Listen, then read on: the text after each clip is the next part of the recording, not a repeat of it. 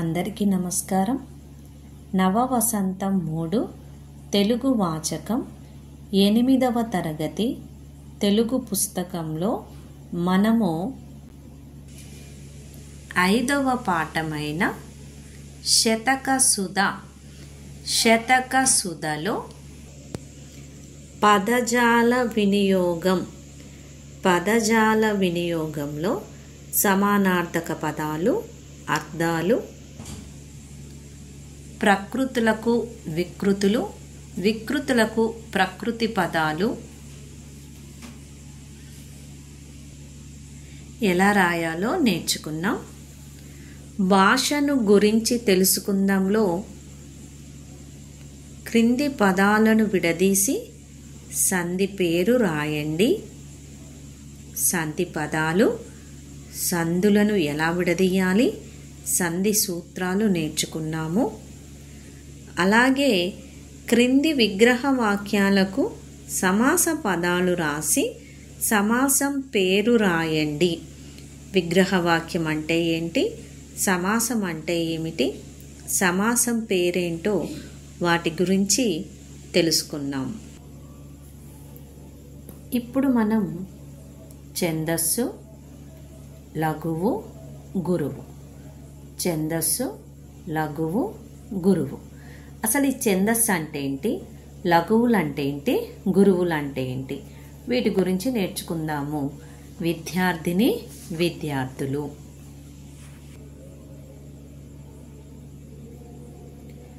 కవులు పద్యాలను, గేయాలను కొన్ని నియమాలకు లోబడి రాస్తారు. అందువలనే అవి రాగంతో పాడుకోవటానికి వీలుగా ఉంటాయి. క్రింది వానిని చదివి తెలుసుకోండి. క్రింది వానిని చదివి తెలుసుకోండి. పద్యాలలో, గేయాలలో ఉండే మాత్రలు, గురు, లఘువులు, గణాలు, యతులు, ప్రాసలు మొదలైన వాటిని గురించి తెలియచెప్పేది ఛందస్సు. పద్యాలలో, గేయాలలో ఉండే మాత్రలు, గురు, లఘువులు, గణాలు, యతులు, ప్రాసలు మొదలైన వాటిని గురించి తెలియచెప్పేది ఛందస్సు. ఇక్కడ ఆ లఘువు, అసలు ఈ లఘువు అంటే ఏంటి, ఈ లఘువును ఎలా గుర్తుపట్టాలి, ఏ సందర్భంలో ఈ లఘువు వస్తుందో మనం ఇప్పుడు నేర్చుకుందాం. లఘువు ఏకమాత్రా కాలంలో ఉచ్చరించేది. దీనిని లా అక్షరంతో సూచిస్తారు. దీని గుర్తు నిలువు గీత పిల్లలు. దీని గుర్తు నిలువు గీత, ఇలా గుర్తిస్తారు. నిలువు గీత. లఘువులను ఎట్లా గుర్తించాలో చూద్దాం. లఘువును నిలువు గీతతో గుర్తిస్తామని తెలుసుకున్నాము. ఏకమాత్ర కాలంలో ఉచ్చరించేది లఘువు అని తెలుసుకున్నాం. దీన్ని నిలువు గీతతో గుర్తిస్తామని, దీని గుర్తని నేర్చుకున్నాం. మరి లఘువులు ఎట్లా గుర్తించాలో ఇప్పుడు చూద్దాము, విందాము, అలాగే నేర్చుకుందాం. ఇందులో మొదటి పాయింట్ వచ్చేసరికి దీర్ఘాక్షరాలు కానివి, హ్రస్వక్షరాలు, పెద్ద అక్షరాలు, పొట్టి అక్షరాలు, దీర్ఘాక్షరాలు కానివి.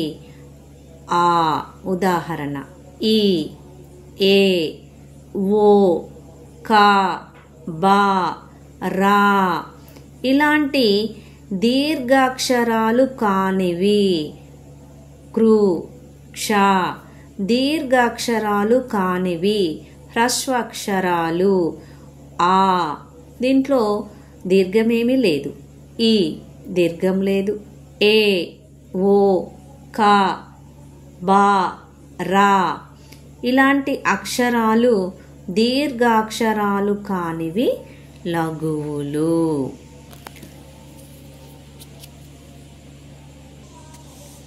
తర్వాత గురువు. దీన్ని ఎలా గుర్తుపట్టాలి?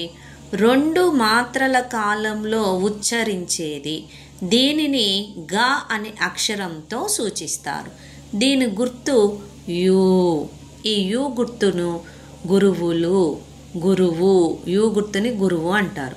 గురువులను యుతో గుర్తించాలి. అసలు ఈ గురువులు ఎలా వస్తాయి? వీటి గురించి ఇప్పుడు మనం తెలుసుకుందాం. దీర్ఘాక్షరాలు, దీర్ఘాక్షరాలన్నీ గురువులే. ఆ, ఈ, ఊ, ఏ, ఓ, ఐ, ఔ. కాకు దీర్ఘమిస్తే కా, రాగుడి దీర్ఘమిస్తే రీ, తాకేత్వం పొల్లిస్తే తే, దాకేత్వం పొల్లిస్తే దే. అంటే దీర్ఘాక్షరాలు. ఈ దీర్ఘాక్షరాలు దీర్ఘం తీసేటివన్నీ కూడా గురువులు. అలాగే 2వ పాయింట్ చూసినట్లయితే ఐ, ఔలతో కూడిన హల్లులు. ఐ, ఔలతో కూడిన హల్లులు ఇక్కడ చూస్తున్నాం.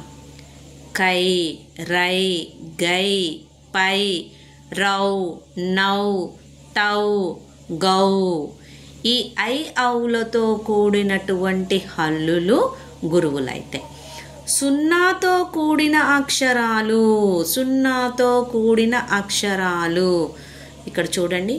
ఆ పక్కన 0, చా పక్కన 0, ఈ పక్కన 0, కా పక్కన 0, మా పక్కన 0, సా పక్కన 0.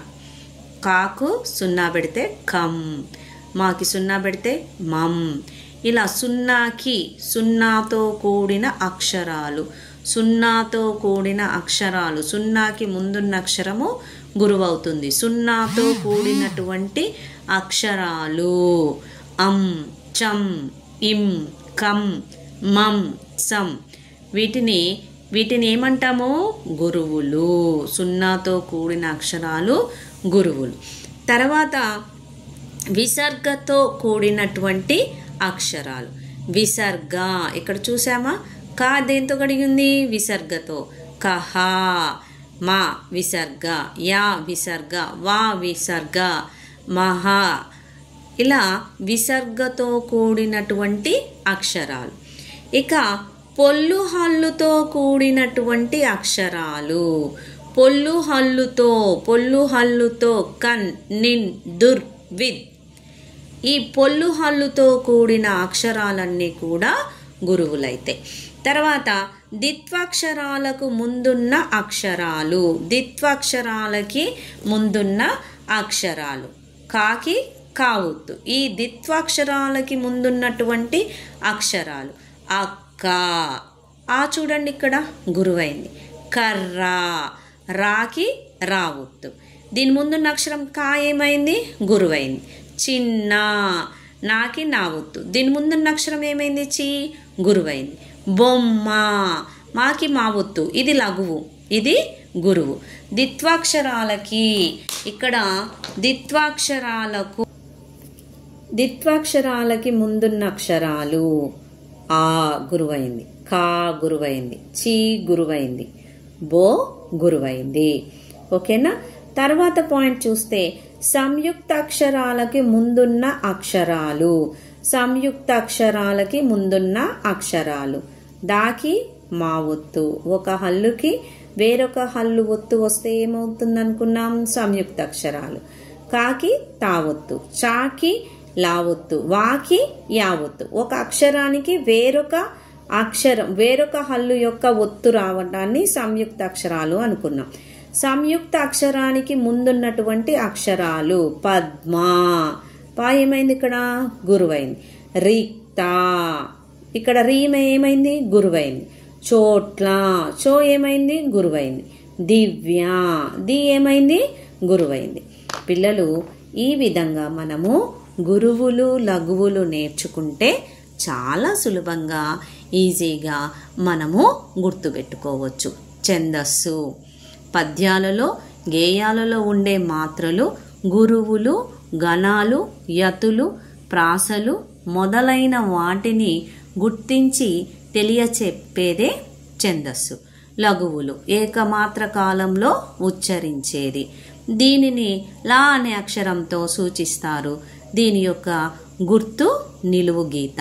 దీర్ఘాక్షరాలు కానివి ఆ, ఈ, ఏ, ఓ ఇలా ఉదాహరణలు. దీర్ఘం లేని ద్విత్వాక్షరాలు కాకి కావొత్తు, చాకి చావొత్తు, మాకి మావొత్తు ఇలాంటి దీర్ఘాక్షరాలు దీర్ఘము లేని దీర్ఘాక్షరాలు.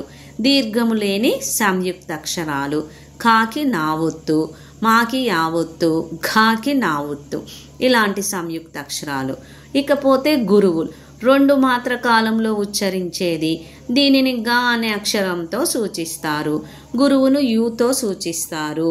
దీర్ఘాక్షరాలు ఆ, ఈ, ఊ, ఏ, ఓ ఇలాంటి వాటినన్నిటినీ కూడా దీర్ఘాక్షరాలు అంటారు. ఇక 2వ పాయింట్ ఐ, ఔ.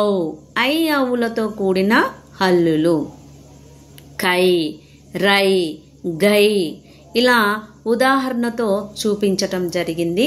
0తో కూడిన అక్షరాలు అం, చం, ఇం. 0కు ముందున్న అక్షరం ఏమవుతుంది? గురువు అవుతుంది. విసర్గతో కూడిన అక్షరాలు కహ, మహ ఇలాంటి అక్షరాలు విసర్గతో కూడినవి. పొల్లు హల్లుతో కూడినటువంటి అక్షరాలు కన్, నిన్, దుర్. ద్విత్వాక్షరాలకు ముందున్న అక్షరాలు అక్క, కర్ర, చిన్న, బొమ్మ. సంయుక్త అక్షరాలకు ముందున్న అక్షరాలు పద్మ, రిక్త, చోట్ల, దివ్య. ఈ విధంగా మనము గురువు లఘువులను గుర్తించాలి. ధన్యవాదాలు పిల్లలు.